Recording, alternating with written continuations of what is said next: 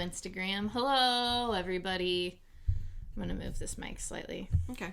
Can you hear? Yeah, I can hear. You can hear. I think so. Okay. Welcome to Talk Comics to Me. I am Champenstein. I am Heather Ruth Alsalson Hadfield. Sorry, I included my maiden names too. I'm just Heather Hadfield, sorry. You're who you want to be. I am who I am. You're where you want to be. Thank you. Is that a Ford commercial? What? Where you want to be? I was just making a Taking Back Sunday reference. See, I never listen to Taking Back Sunday. Well, you're missing out. I know. I'm going to make damn sure you listen to them. I understood that one. So, Heather, what's the day again? December 11th. And we've got a lot of comics to talk about, or I do, I guess. Yeah, I was like, I don't, you do. So we're going to just kick this right off, and Champ's going to just dive right in. Okay. So first I have Doom 2099. Full disclosure, haven't read any of the other 2099 shit. You just got it because of Chip, I right? just got it because of Chip. I knew it. My stupid comic crush, and I had no idea what was really happening. It was kind of cool. It was interesting.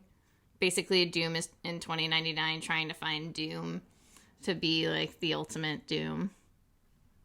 That's how I'm gonna describe it. I feel that. But, you know, just Doom. Doom being Doom. I don't understand that reference either. I don't know Doom. So that, yeah, I can't really... I suppose if you're familiar with 2099, definitely pick it up.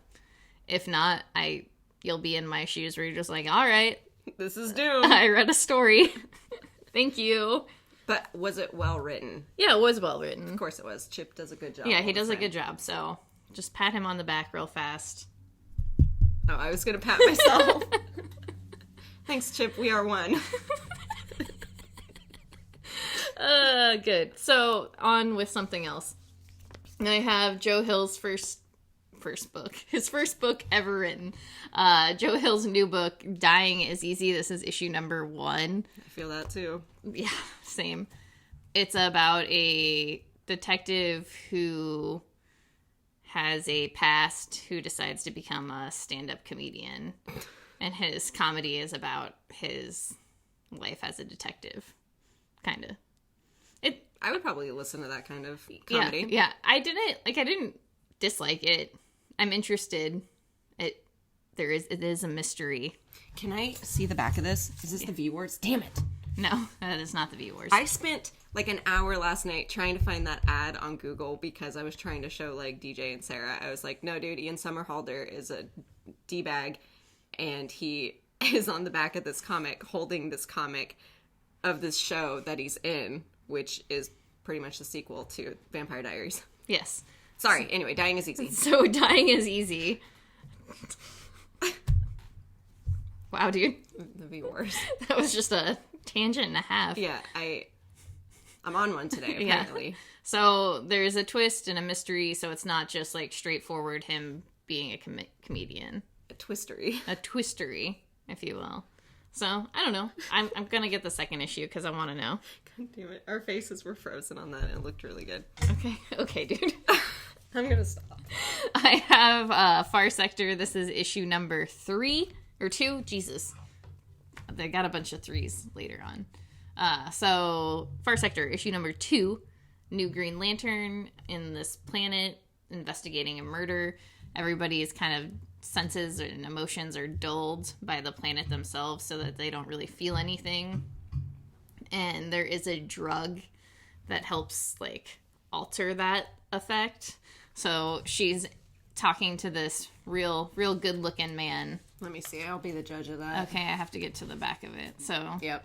He's this real good looking. They're talking about all the bad stuff, and she's like, he's trouble.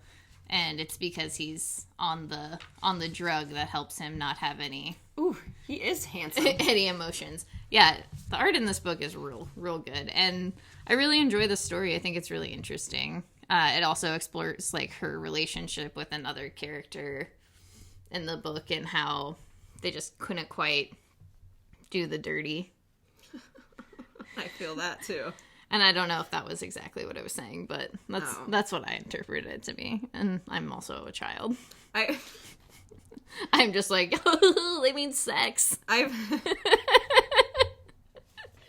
heard a lot about far sex. Far sex. Far sector. A lot of good things about it. So yeah, no, I really like it. I think the art's really great. The story's interesting and a little bit fun at the same time. It is a young animal and also a young adult book that I enjoy. I think like teenagers could be into it. And sometimes, those books don't hit with me. Me either. I think the last like young animal one that I read was Eternity Girl. Yeah. I'm pretty sure that's it. I don't think I've read anything in between that, but it's good. Yeah, it's good. It's good. It's good. Okay. So we both have Jane Foster Valkyrie issue number 6. How'd you feel? I know you were feeling iffy. I didn't really feel, to be honest. It was just kind of there. I feel like your biggest like complaints actually weren't within this as much as like they had been in the past issues where she's kind of fighting with that idea of being Valkyrie and being a normal person. Right. And I think, I don't know. I felt like this issue, as weird as it sounds, was more of a filler. Mm-hmm. Because she forms a tiny little team. Sorry, I got something in my eye. I like the whole conversation that she has with the doctor. Yeah, the doctor in there, where he's just like, don't look at me like I'm an idiot. Like, I know who you are. Stop trying to hide this shit from me. And she's like, bam, Valkyrie. I thought that was pretty cool. Yeah, that was cool. But yeah, she forms a team with, a medical team, because they are going to Save death, yeah. So I like where the story is going right now. I don't know, but I am still kind of like indifferent to it. I think I'll give it like a couple more issues just to decide whether or not I like where it's going. Because I don't really care for Doctor Strange. That's and fine. He's been like a main character in these, which again, yeah, is fine. Like, I don't mind, but I really want to focus on Valkyrie, and I wish that Thor was in here more. But it's not like bad by any means, and it's just me being very particular about my Valkyrie stories. But yeah, which is yeah, also a fair statement. Yeah, like I think for me, I have less like of attachment to that. So for me, I'm like, yeah, it's whatever. Yeah. And I really, actually, compared to the other ones, I did enjoy this issue. I liked the introduction of the new characters. I really did like, God, I can't remember his name now, because you know how I am with names. Yeah, I just need a literal notepad. Yeah, you can't, mannequin. You can't say no to me anymore. You're right. I need a notepad so I can get these names straight. We both do. Yeah. But yeah, I did like the introduction of Mannequin, who is from Alpha Flight. I do remember that part. I thought he was a very interesting character to include in this story. Yeah. But yeah, that's it. All right. I don't have anything to really add. I just wanted more of your opinion than anything else. I was really focused on that one last night. That was the first one I read, and I really took my time with it because I wanted to get like every angle of it before I was like, do I like this or not? Yeah. I mean, when you're making those like decisions whether to take something off or not, you're just like, what if I miss out on something I truly enjoy? Right. And I have, again, like a connection with the Valkyrie story and with just Jason Aaron in general, because he's no longer going to be on Thor after next week, because next week is the last King 4. Yeah. Sorry, I got all choked up there. Okay, well, with that, I'm gonna talk about Pretty Deadly, the Rat. This is issue number 4. And we're still kind of searching for Clara and what happened to her. And you encounter the Reaper of Obsession. And kind of just like takes hold. Can I see it for a minute? Oh yeah, for sure. The art is really, really good in this story. Because I really like all the covers for it, and I just... Oh, yeah. And the material you would also like. It's just a really, really good... It's just a really interesting and intricate story where everything is just kind of woven together. Yeah, I've been meaning to get into it, and I think it'll be easier, like... Because this is 5 issues, right? I believe so. 5 or 6. I was going to wait until the 5th one, and then, like... start from the very beginning so that I could actually like read it through, because it does really sound like something I would enjoy. Yeah. Damn, this art. Yeah, no, the art it's just really hard to describe because it is so amazing. The panels kind of remind me of like Gideon Falls. Yeah. They are kind of like those weird panels that are set up in different ways. Yeah, the way they take up the whole page and like no space at all. Oh yeah. Both.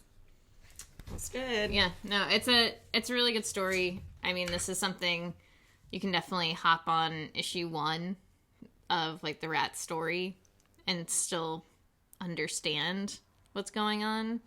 But I think it's kind of important to get the full like mythology of what's going on. Right. Because there is like the first story arc is really in depth into that sort of idea.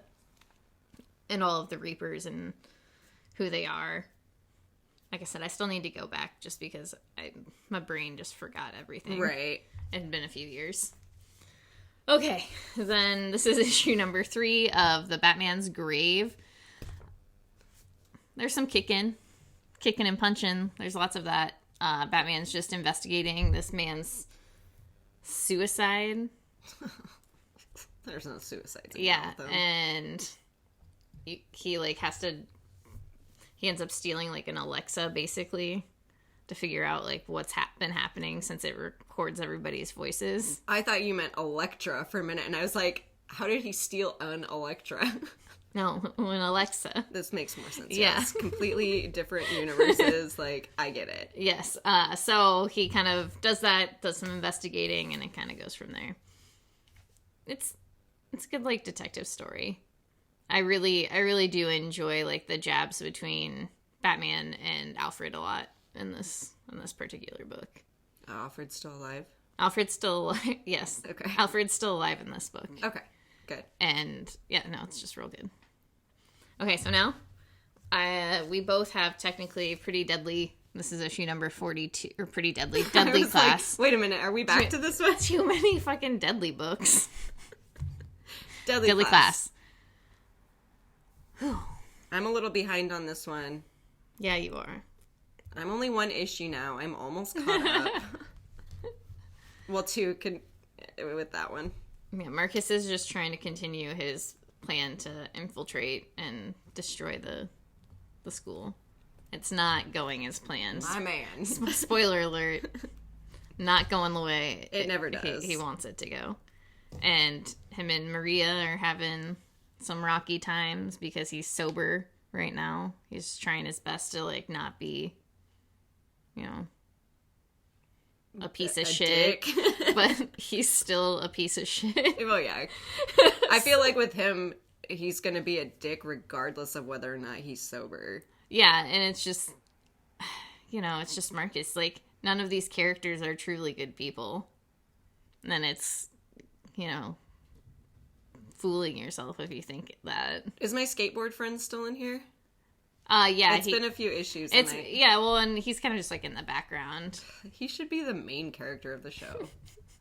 So I love him. The show as in like the comic. Yeah, no. Because the show is no longer a thing. Yeah, the show is no longer a thing. But that's neither here nor there right now. Right. The comic is still going, and it is wonderful. So if you love, you know, very violent teenagers. Yeah, I would say very violent teenagers out assassinating one another. It's the way to go. So. I was saying who it was. Who did? My glasses are on prescription, so I can't see, like, beyond this in front of me. I just don't want to pay for new ones.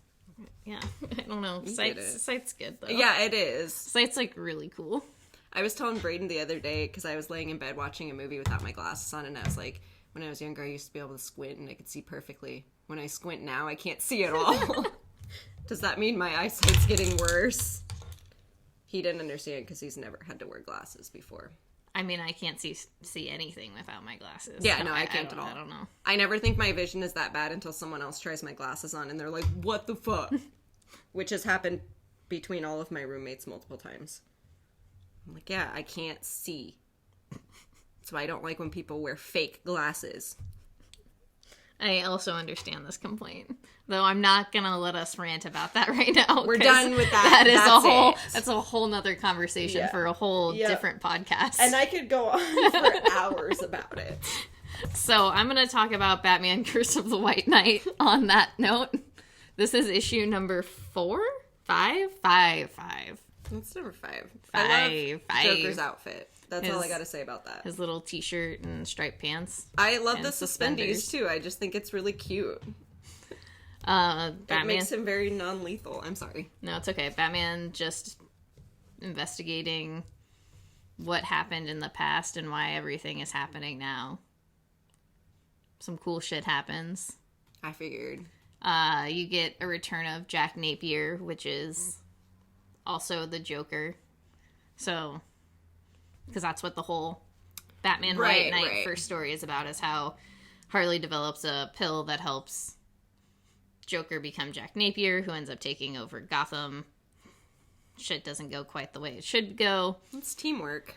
Yeah, and now we're in this book. Okay. And see, for me, like, that's kind of the downfall of this particular story, is that the first White Knight series was interesting and, like, was a different idea that I was interested in, and this is kind of just taking place in that world. Is it a different writer? No, it's the same writer. Same one? Yeah. Okay. It's like his art and his writing. Oh, okay. And Matt Hollingsworth does the art or the colors. So it's just one of those things where it's just like a continuation on his world more than anything else. I really like Harley's character a lot in this book. I just don't know. How many more issues is it? 3. 3 more? Yeah. At least you're almost there. Yeah, I am almost there. And that's why I said I couldn't really take it off at this point, just because I'd gone this far. In the end, nothing really matters. That's like me with every single limited series I've ever read. I'm like, I've made it this far, I might as well just finish it. Yeah, and now I'm just like, well, what is gonna happen? Right. Because you kind of find out the Waynes were, spoiler alert, just fucking assholes. Who would have thought? Yeah, like, who would have thunk these... White people with money? Yeah, white people. Assholes? Yeah. They took land from other people. Are we shocked? I'm blown away. So, that's all I gotta say about that. Okay. I'm glad that you're finishing the whole series, because I like hearing about it through your perspective. And I would like to see how you feel about the ending. Yeah. Because I was thinking about just picking up and reading it, like, once it was done, just for my own, I definitely suggest reading the first story arc. Oh, yeah. Just because I think it's better. That makes sense. I'll do it. But yeah, he's also in the process of writing a third one, so that I'm like... Return of the White Knight? I can't even remember, dude. Okay. He showed a photo of it, but it's just one of those things where I'm like, well, fuck. Do I do this again? Right. What choice do I have now? I have an idea. I will pick up the next series, having no context whatsoever, and I will read it and try to review it for you. This is how Champ would feel. We're doing it. Okay. All right, so next we have Gideon Falls. This is issue number 19, and I feel like I kind of understand this issue. Allow me. You do it, girl. So, Norton, who is Norton, not really, his name is Danny, he just goes by the name Norton, and his father are meeting up with the Plowmen. And the Plowmen are the group of people who are working to find the Black Barn. Mm-hmm. And they've been doing it since, Danny was a little kid when he went missing the first time. Meanwhile, in this other world, the father and the therapist are going through the machine, the time-traveling machine. I don't remember where they're going, though. That was the one thing. They're trying to get to the current Gideon Falls. The current Gideon Falls, okay. Which is where Danny is. Yep. Well, Norton. So they're working to get to the current Gideon Falls, so they're going through this time machine, and they're working together. They don't really know each other. They're getting to know each other. Meanwhile, in the current Gideon Falls, Clara, who is the sheriff, who is the sister of Danny Norton Sinclair, who is the daughter of the man who is in the hospital. The doctor. The doctor. He was a doctor? They call him, like, okay, that makes sense. I just didn't know if he was actually a doctor, or if they were just like, hey, doc, in, like, an ironic kind of way. Could be. Regardless, she is called to a diner where something big had happened, and if you read the last issue, then in the last issue, the smiling man who escaped from the doctor took hold of another body and is going places, and he's like, I'm hungry. That's his thing. He's hungry. So he starts pouring ketchup on everything. And then murders a bunch of Yeah, people. and then there's, like, murders and stuff. So we're getting, what is this, part 3 of 5? Yeah, part 3 of 5 for the Pentaculus.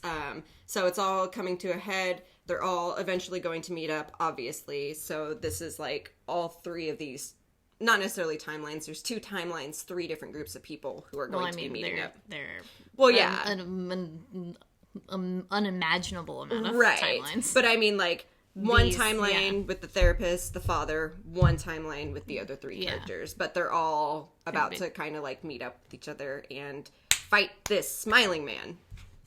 How was that? That was really good. You did it. Thanks. That was clear, concise. Yes. As always, art is incredible. Panel layouts are great. The story is finally starting to make sense. So I'm back on the Jeff Lemire train.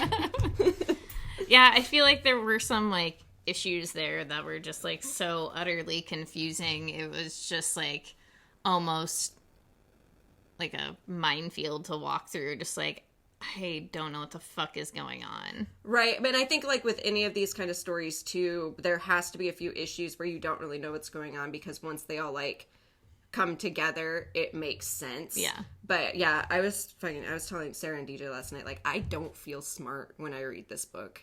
Yeah, I know. I feel so dumb, like, trying to figure out what is going on. But this one really ties up, like, the last few issues and, like, what everyone has been doing. And I think, I don't know why they have to do it like that, because I don't like feeling dumb. It's kind of that, like, joy of, like, I don't know, mystery and time travel and stuff. Just, like, what pieces can I put together?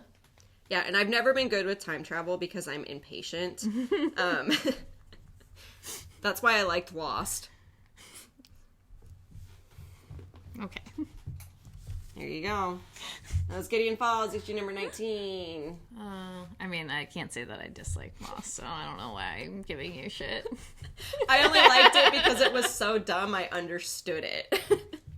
I just, for some reason, I really love the season everybody hates where they're in, like, the 70s. Season 5? Yeah. Hell yeah. Love that season. Sorry. No, that was good. also the writer's strike. Why did you touch me? So I'm gonna go next. Huh! Oh. You thought it was doing the thing? I thought it was just closing out again. It was just poor connection, sorry. So I'm gonna go. This is Reaver. This is issue number 6. With how this first issue, like the very first one, how I felt about that, I'm very surprised with how much I like it now. I really, really enjoy it. They are fighting the bad guys to get to the anvil, but they're all separated and dealing with their own fears and stuff. 2 of my favorite characters die within a page of each other, and that's kind of stressful, but my favorite honorable man does a very honorable thing and allows them to, the remaining people, to continue fighting to get to this anvil. It's bloody. It's so bloody. You know, it's it is very insane. bloody. Yeah. If you love blood, this is the way to go. Blood, blood, blood. And it's, like, kind of unnecessary bloody, but I think that's why I like it. Oh, I forgot to show you this part, too. My favorite little Reaver. So this is kind of, like, up in the air. I don't know if she's actually dead or not. But, yeah, she, like, potentially sacrifices herself as well. So, like, you know... 2 people sacrifice themselves. One of them is just an idiot and fucking dies. But yeah, it's Reaver. So that's the end of the first Reaver. Like, story arc. I have no idea what they're going to do in the second one, because the only people who are, like, remaining is the Berserker. He's, like, the only one from their original group that's still there. And it's because he's a fucking Berserker, and he was just like, you cannot kill me! He kills everyone else. All right. Yeah. That made me emotional, like, talking about my favorite honorable man. You know I love an honorable man. I know you love an honorable man. You also love dishonorable men. Which is why I was really sad when the other guy died, because it's like... I'm not gonna lie, dishonorable men are probably my favorite. But a really good written honorable man, I can get down with that. I'm not surprised. I'm not even remotely surprised. I love dishonor. I'm going to talk about Something is Killing the Children. This is Dishonorable Men. This is issue number 4. I mean, Dishonorable Monsters, really. Yeah, which is also another one of the things I enjoy. So this you just get more in depth of the monster hunter girl and what's kind of happening, and I still like this. I like this book a lot. Is this just a short series? I can't remember. I honestly cannot remember. Okay, because I know that he is writing that one, but he's also taking over for Batman, right? Mm-hmm. Which obviously he can do both, but yeah, no, the series is just really interesting. I would be like, even if it is a short series, it would be nice to have like maybe like another short little mini series or something, just right? Because you can expand on the main character so much, and I don't want to ruin anything, but basically the idea that, you know, a young girl is just a badass monster hunter is really great to me, as always. And you can't really, like, tell her age at all. Damn. Yeah, I'm into that as well. I love killing machines. Yeah. There's a whole scene where she's in a tool store looking for a chainsaw, and the guy trying to sell her a chainsaw is like, this one has, like, the safety device and all of this stuff. And he's like, but, you know, I do have the ones without safety that, like, just, you know, rip through anything. And she's like, can I see those? Sold. It's great. Nice. Shit like that's wonderful. I do love that kind of stuff. Reminds me of Dennis and Dee. Yeah. Plus, you know, this isn't just, like, straightforward by any means. There's always, like, an element that's going on. Like, right now, she's being hunted by the brother of one of the kids who died because he thinks she has something to do with what's going on. Is it the group of children from, like, the first issue? Yeah, it's just... That's that group of children, but there's also been other children that have gone missing or been killed. Right. Okay, I just didn't know, because I remember you saying the group in the first one. I didn't know if they were, like, a central part of the story, like Stranger Things type thing. Well, they are in a sense, but only because one of them survived. Oh, okay. And he's kind of, like, kicking it along with her. Okay, cool. That makes sense. And more monster hunting stuff. This is Buffy Hellmouth issue number 3. Yes, number 3. And you read the last one? I read the last one, and I read this issue. Okay. So I'm all caught up. Okay, I will do a little bit of talking here. So, Buffy and Angel are stuck in the Hellmouth, and they had run into Drusilla, and they discover that Drusilla is not what they thought she was. Mm-hmm. Well, she's the bad guy. That's not in question at all. But they discovered that she's not part of what is, like, going on. And so... what is that little monster that Angel's with? I love this guy. Yeah. He's cute. Just eating other demons. Yeah. So Buffy and Angel get separated, so her and Drusilla are kind of forming an unsteady alliance for the time being. And Buffy finds out some things about Angel, which I loved. I thought that whole, like, scene was great. Yeah. I mean... It's really not spoiling anything if we say, because if you've seen the show, you know that Angel's a fucking vampire. Yeah. No, you're not wrong. You are not wrong. That's the big reveal. But it is really interesting. And I really like this series a lot. I think this is the only one that I've read where I'm like, hell yeah, Angel, you're fucking tight. You know, I've never really... No, you know I hate Angel. Yeah, no. You know my feelings on Angel. I don't like Angel either. But this, reading this, I was like... I don't mind Angel, at all. He's interesting here. I really love this series in general. Yeah. I never really thought I would like a Buffy comic as much as I really enjoy this. It's just solidly written. I really enjoyed the, like, voice from the Hellmouth sort of thing that was going on throughout the issues, or that's been going on throughout all the issues. I don't know. There's just something really great about this. Yeah, I also really, really enjoy this. I just feel like as a Buffy fan...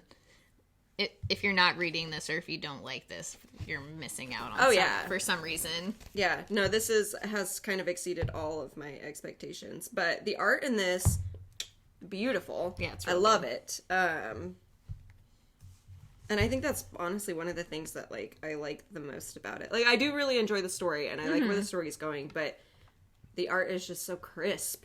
Yeah, I do really enjoy the balance, too, between, I mean, I guess I'm not reading the Angel series, but the balance between the Hellmouth book and the Buffy book, how it's showing the Hellmouth is literally just showing her within the Hellmouth, and then the Buffy series is focusing on everybody else without her there. So it is kind of one complete story, and it's not just like oddly repetitive, you know? Yeah.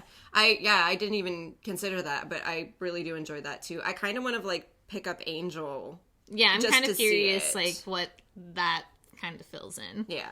I think I'm going to do that tonight at work. I say that about like every comic that I say I'm going to read. Like I'll do it tonight at work, but I think I might actually read Angel at work tonight. All right, well, it's your turn. Okay, so I have Sera and the Royal Stars.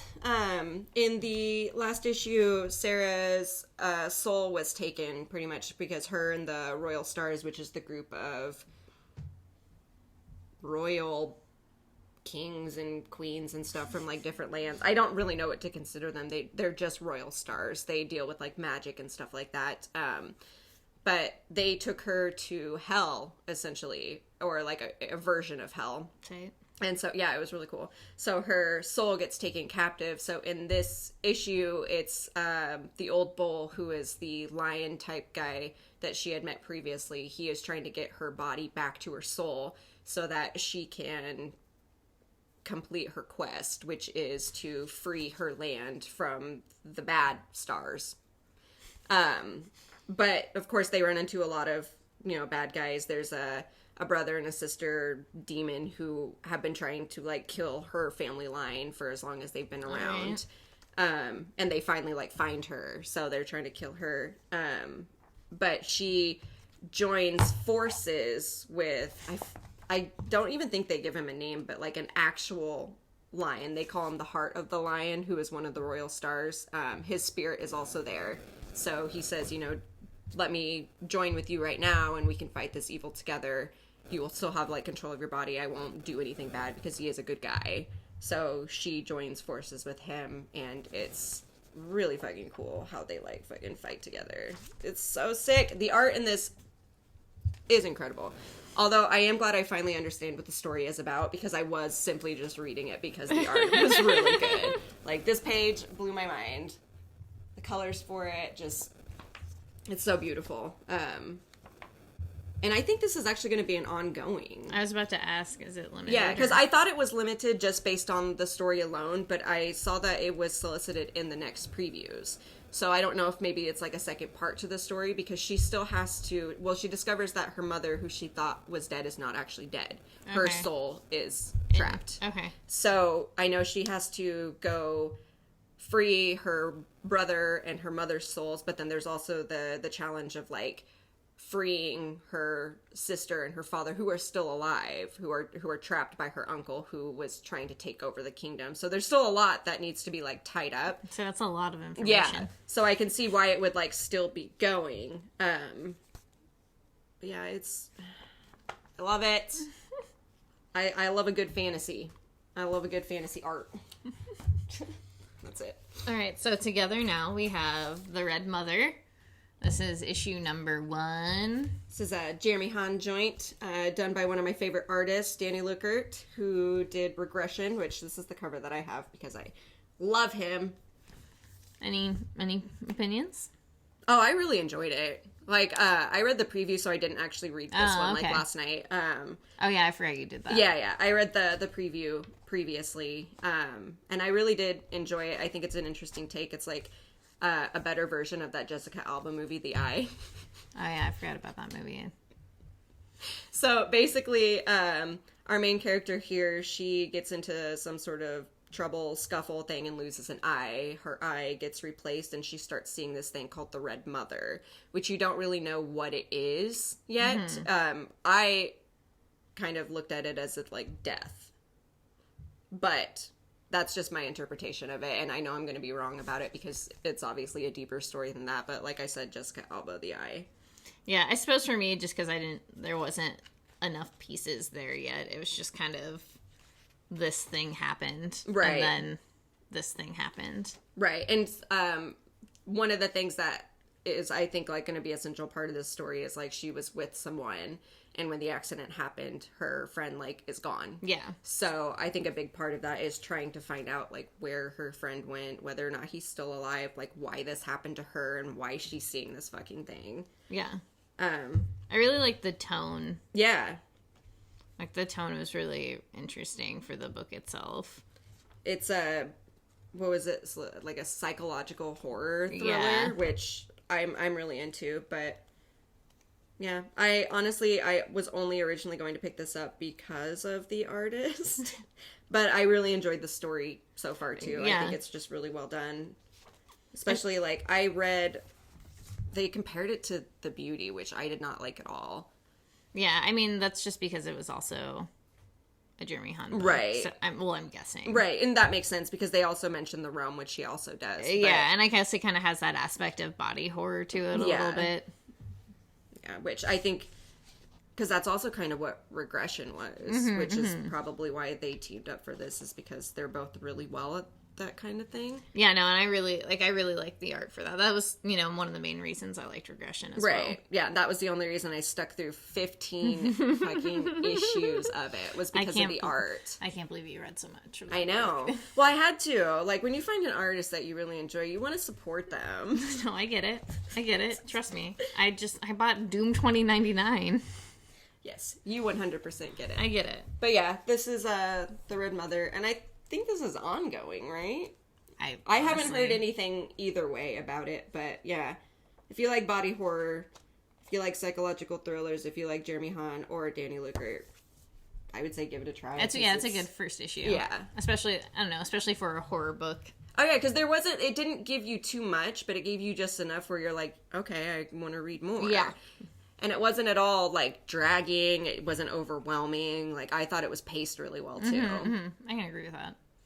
All right, do you want to talk about this, or should I do this? Do yours first. Okay. No, actually, we do the X ones last, so Okay. we'll do this. This is Undiscovered Country, issue number 2. I'm done with this.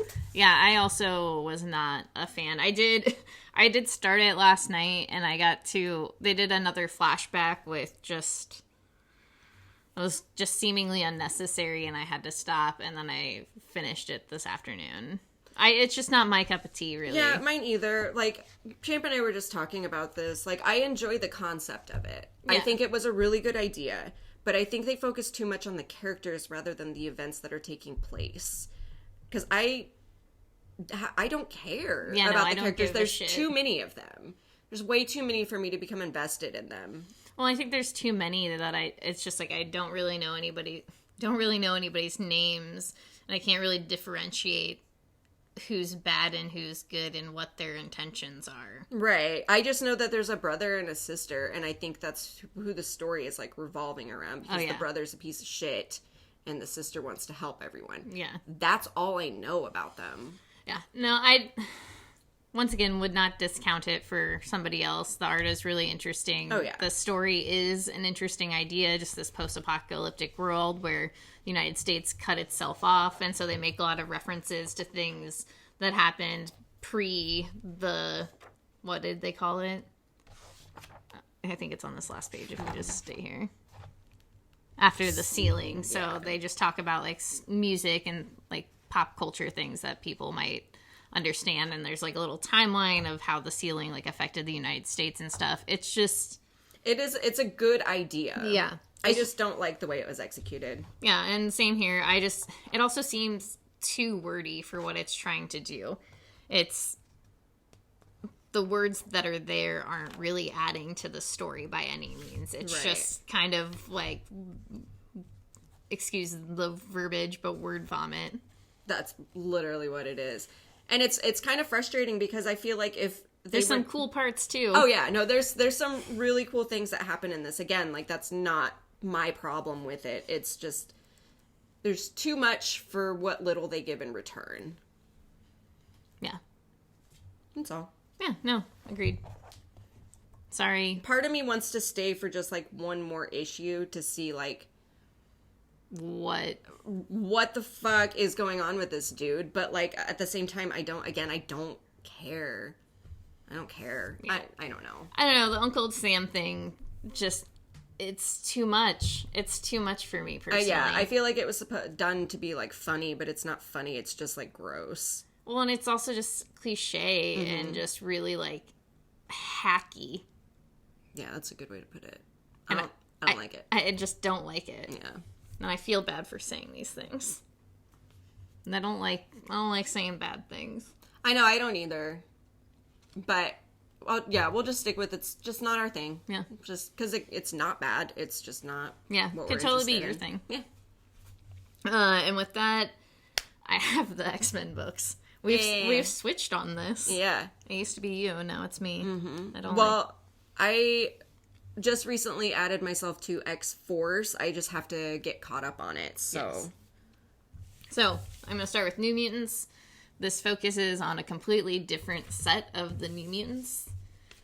So, it is Armor and Glob are basically the main two that this book focuses on this particular issue. Other people who make appearances are Sage, Boom Boom is also in it a lot. Maxime and Manon, who are also kind of in it more so than not. The two focus in the beginning, like, is on Armor and Glob, and they go off in search of the X-Men, their X-Men friends who haven't shown up, or their mutant friends who haven't shown up, and are just like, come with us. We want you to be Krakoan with us and have a great time. And then things just don't quite go that way. Which is what always happens. Yeah, so I don't know. I really like it. It's like, I like this book because it's pretty fun. Yeah, I was gonna say, I think in comparison to all the other ones, like, it's more upbeat and fun. Like, it's more lighthearted. Yeah. Because in both of the things, like, very serious things are happening, but the way, I don't know, the characters read is just very kind of lighthearted. Right. It really, the teams do make a huge difference in the way that the books do read. And I do like this idea of them trying to help their friends and be like, come with us, and then things kind of twisting around and not going their way. And just them being like, they weren't supposed to try to do this anyway. But this kind of shows why. I love it. I think I might, like, pick up New Mutants just to read. I don't think I'll add it, but I do really want to read it because I love that War Child, and I know that doesn't really have anything to do with the series itself, but I really enjoyed, like, the people that were in that one. No, you could always borrow my issues too. I would love to. And then the other book I did read but don't have with me ish you can show it. It's Xforce issue number 3. I will be adding this book to my pull file. It is just really good. It's honestly my favorite book out of all of the X books. I did read the first X-Force last night because I hadn't even, like, flipped through it, but the art in it is incredible. Yeah, dude.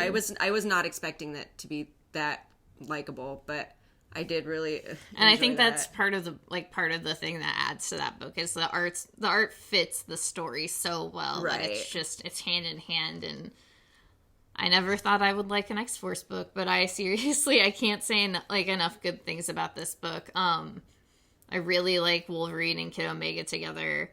This had a really interesting thing where Kid Omega and Wolverine were going to save Domino. They came across Domino, and the lab had been working on her to make these regenerable, not really, but more so lucky assassins. And so she's just, like, gross and just trying to escape with them, and that was awesome. Professor X comes back to life. We knew it was going to happen. We knew. But there's a really interesting dialogue between her and Hank about life and death and what the resurrection really means and how that affects the way people think. And Jean Grey really has, like, a really awesome kind of monologue where she kind of talks about how that affects her.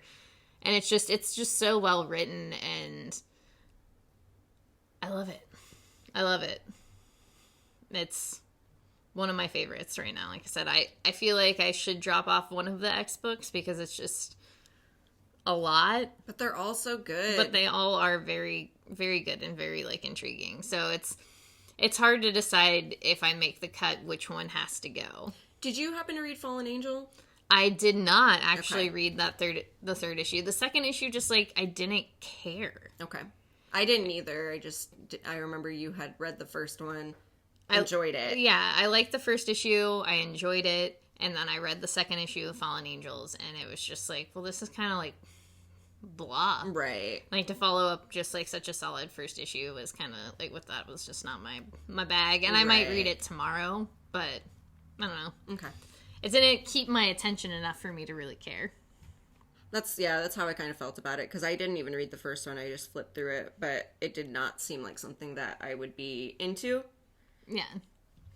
If you're a fan of Psylocke, I suppose it'd be a really good one. Right. But, all right. That's all I have. We did it. That's all I got. So we will see you guys next week. Yes. Do the thing. Buy comics. Thank you for listening to us. I hope you enjoyed my Happy Holidays sweater. It's my War on Christmas since 1991. Let me see what shirt I have on. See if it can beat yours. I was like, maybe you don't have a shirt on. Just okay. I did. I put one on today. Whip them titties out. I have dirty fur. I have a mummified monk. Sorry, that does not beat it at all. All right. Well, we love you. Thank you again. Oh my God, Heather I'm is stuck stuck to the chair. Okay, bye. Bye.